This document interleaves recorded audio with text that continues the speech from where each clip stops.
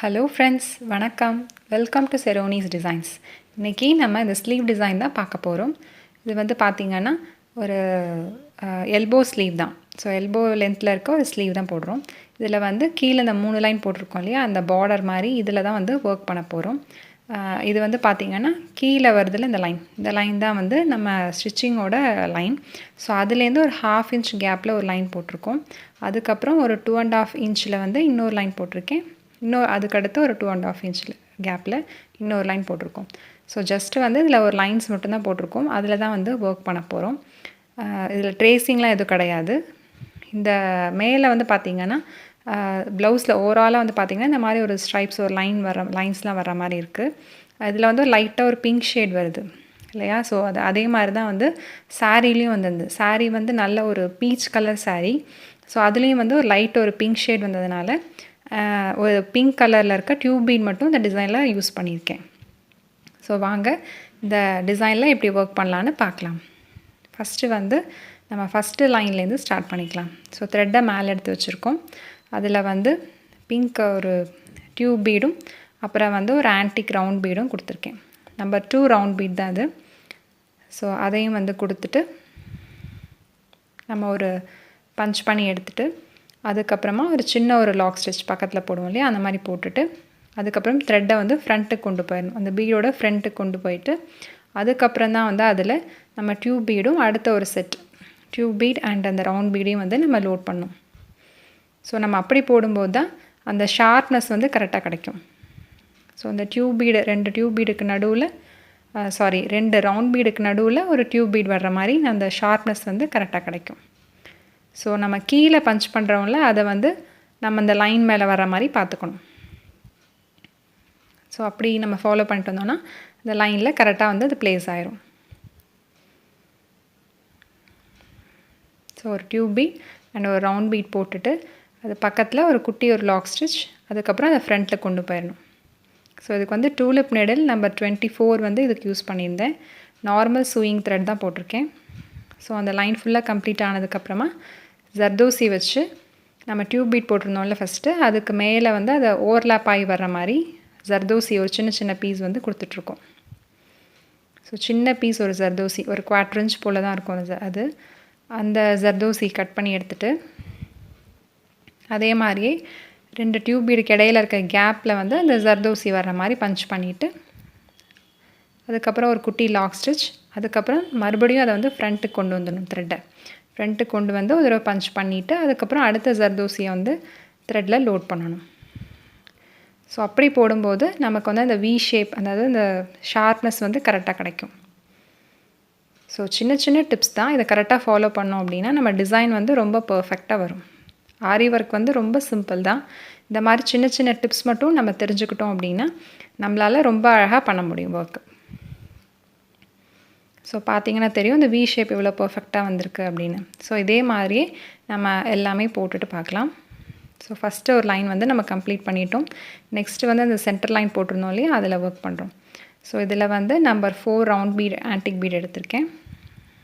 So first அந்த லைனில் 2 beat place ஆகிற மாதிரி போட்டுட்டு அதுக்கப்புறம் ஒரு குட்டி லாக் ஸ்டிச் போட்டுட்டு அப்புறம் அந்த த்ரெட்டை அதே மாதிரி ஃப்ரண்ட்டுக்கு கொண்டு வந்துடணும். கொண்டு வந்து பஞ்ச் பண்ணிவிட்டு அதுக்கப்புறம் அடுத்த பீட் வந்து லோட் பண்ணி இந்த சென்டரில் அந்த லைன் மேலே வரது இல்லையா, அந்த பீடை சுற்றி ரவுண்டாக வர மாதிரி போடுறோம். ஸோ ஜஸ்ட் வந்து இது ஒரு ஃப்ளாரல் டிசைன் தான். பீட் வந்து நம்ம சுற்றி ஒரு ஃப்ளவர் மாதிரி ஒரு பேட்டர்னில் போடுவோம்ல அது. இதில் வந்து அந்த சென்டரில் வர பீடு வந்து கரெக்டாக வச்சிட்டோம் அப்படின்னா எல்லா ஃப்ளவர்ஸுமே வந்து ஒரே ஷேப்பில் கிடைக்கும். ஸோ அதனால தான் நான் சென்டர்லேருந்து ஸ்டார்ட் பண்ணுங்கள் அப்படின்னு சொன்னேன். ஸோ நெக்ஸ்ட்டு வந்து கொஞ்சம் கேப்பில் நம்பர் 5 பேர்ல் பீட் வந்து கொடுக்குறோம். ஸோ அது ஒரு பீட் கொடுத்துட்டு அதே மாதிரி அதுக்கப்புறம் அதை எண்ணாட் போட்டுடணும் இந்த லைனில். ஸோ நெக்ஸ்ட்டு கொஞ்சம் கேப்பில், ஸோ இது ஈக்குவல் டிஸ்டன்ஸ் நம்ம பார்த்துக்கணும் எவ்வளோ வருது அப்படின்னு பார்த்துட்டு நம்ம த்ரெட்டை மேலே எடுத்தோம் அப்படின்னா அந்த பீட் வந்து சென்டரில் அந்த லைனில் வந்து ப்ளேஸ் ஆகிற மாதிரி இந்த பீட் எடுத்துக்கணும்.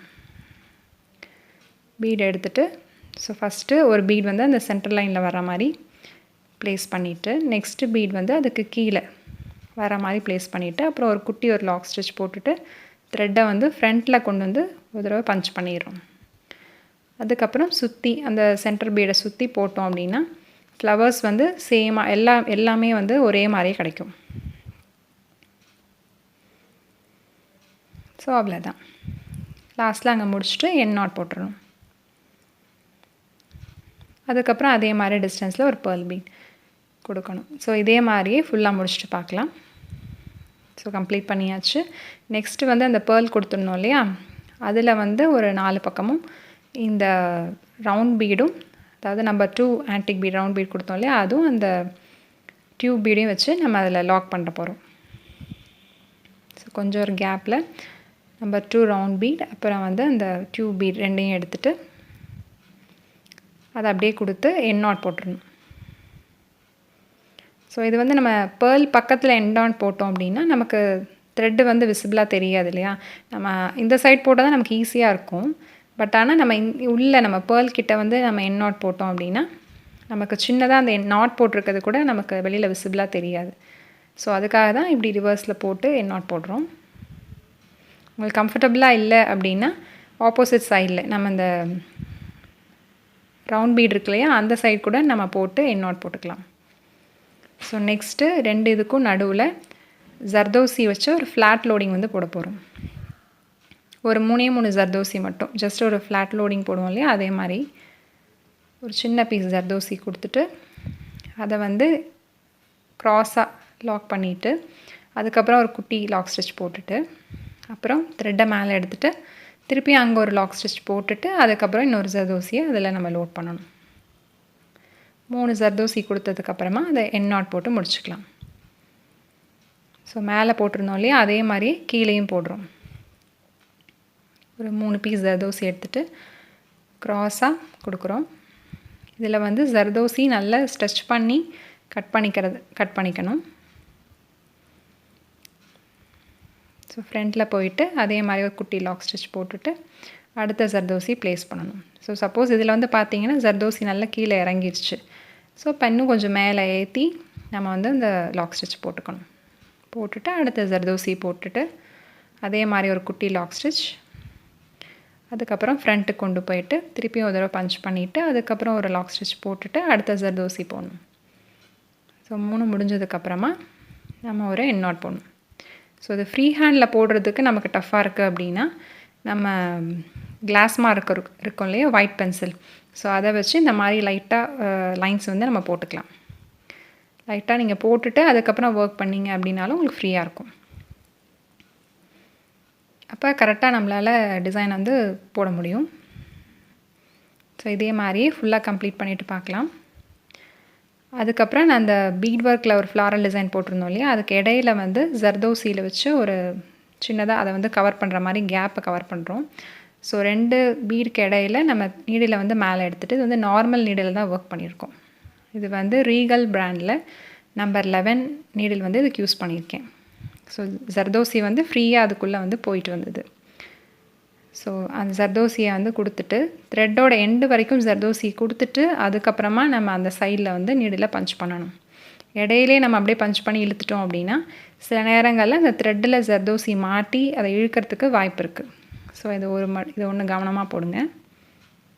ஸோ நெக்ஸ்ட்டு அந்த கேப்பில் வந்து சின்னதாக ஒரு கேப் இருந்தது இல்லையா, ஸோ அதில் வந்து கிளிப் ஸ்டோன் வந்து ஃபிக்ஸ் பண்ணிகிட்ருக்கோம். ரவுண்ட் கிளிப் ஸ்டோன் தான். இதுக்கு வந்து B7000 க்ளூ தான் வந்து யூஸ் பண்ணியிருக்கேன். ஸோ கிளிப் ஸ்டோன் வந்து கொஞ்சம் ஹெவி வெயிட்டாக இருக்கும் இல்லையா, ஸோ அதனால் B7000 க்ளூ வந்து கொடுத்துட்டு இல்லை ஃபேப்ரிக் க்ளூலையும் போடலாம், அதுவும் வந்து கரெக்டாக தான் இருக்கும். ஸோ இந்த லைன் சென்டர் லைன் வந்து நம்ம கம்ப்ளீட் பண்ணிட்டோம். ஸோ மேலே இருக்க லைனில் வந்து இதே ஃபஸ்ட்டு நம்ம லைனில் போட்டோம் இல்லையா, அதே டிசைன் தான் மேலேயும் போட்டிருக்கோம். ஸோ பார்த்தா இது வந்து ஒரு பார்டர் லைன் மாதிரி ஃபினிஷ் ஆகிருக்கு. இந்த புட்டா டிசைன் வந்து ஜஸ்ட்டு ஒரு ரவுண்ட் பீட் கொடுத்துட்டு ஜஸ்ட்டு ஒரு ரவுண்டு கிளிப் ஸ்டோன் கொடுத்துட்டு அதுக்கப்புறம் ரவுண்ட் பீட் வந்து 3 கீழே ப்ளேஸ் ஆகிருக்க மாதிரி வச்சுருக்கேன். ஸோ அவ்வளோதான். இதில் வந்து நம்ம ஹரிசாண்டலாக போட்டிருக்கோம் இல்லையா, இந்த டிசைனை வந்து வெர்டிக்கலாகவும் போடலாம். ஸோ ஸ்லீவோட சென்டர் லைனில் இந்த டிசைன் வர்ற மாதிரி கூட நீங்கள் மாற்றி யூஸ் பண்ணிக்கலாம். அதுக்கப்புறம் இந்த கீழே உள்ள பார்டர் மாதிரி வருது இல்லையா, ஸோ அதுக்கு வந்து இன்னொரு கான்ட்ராஸ்ட் கலரில் வந்து ஃபேப்ரிக்கை பேட்ச் பண்ணி அதில் கூட இந்த டிசைன் வந்து நீங்கள் ஒர்க் பண்ணலாம். ஸோ பார்டர் மாதிரி ரொம்ப அழகாக இருக்கும். இல்லை நெட் கிளாத்தில் போடலாம். நெட்டு வந்து நம்ம கீழே கொடுப்போம் இல்லையா, ஏன்னா இதில் வந்து ட்ரேசிங் வந்து எதுவுமே கிடையாது. ஜஸ்ட் வந்து ஒரு 3 லைனில் தான் நம்ம மேலே ஒர்க் பண்ணியிருக்கோம். ஸோ அதனால் நெட் கிளாத்தை வந்து கீழே அந்த லைனில் மட்டும் ப்ளேஸ் பண்ணி எடுத்துகிட்டு அதுக்கப்புறமா இந்த டிசைன் வந்து அது மேலே ஒர்க் பண்ணலாம். ஸோ அதுவும் வந்து ரொம்ப அழகாக இருக்கும். நம்ம வந்து சிம்பிளாக போடணும் அப்படிங்கிறதுனால நான் இந்த டிசைன் இதையோட கம்ப்ளீட் பண்ணிட்டேன். நீங்கள் வந்து இதை வேறு மாதிரி கூட ட்ரை பண்ணி பாருங்கள். இந்த மாதிரி கான்ட்ராஸ்ட் கலரில் மட்டும் ஒர்க் பண்ணலாம், இல்லை ஒரு நெட் கிளாத்தில் ஒர்க் பண்ணுங்கள். ஸோ அந்த மாதிரி மாற்றி கூட நீங்கள் ஒர்க் பண்ணி பாருங்கள். உங்களுக்கு இந்த டிசைன் பிடிச்சிருந்ததுன்னா மறக்காமல் செரோனிஸ் டிசைன்ஸ்க்கு சப்ஸ்கிரைப் பண்ணுங்கள். அண்ட் உங்களோட கமெண்ட்ஸை வந்து கமெண்ட் பாக்ஸில் போடுங்க. தேங்க்ஸ் ஃபார் வாட்சிங். பாய்.